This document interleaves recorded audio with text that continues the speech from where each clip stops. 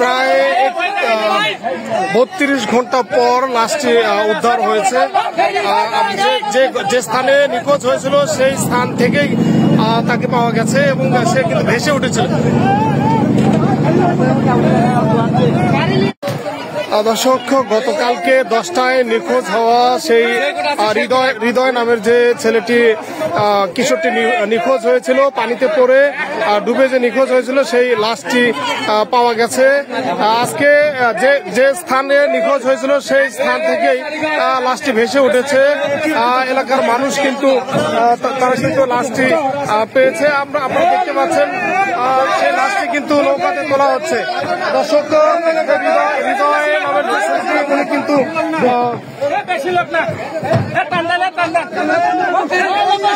দর্শক, আমি সেই দেখানোর চেষ্টা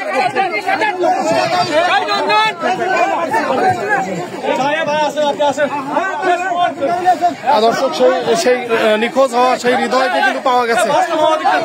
আপনারা দেখছেন অনেক ডুবুরিকে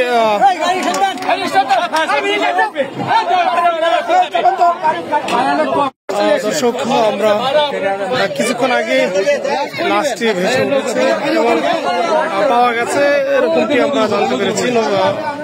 নদী লাশটি তোলা হয়েছে। অসংখ্য লোকজন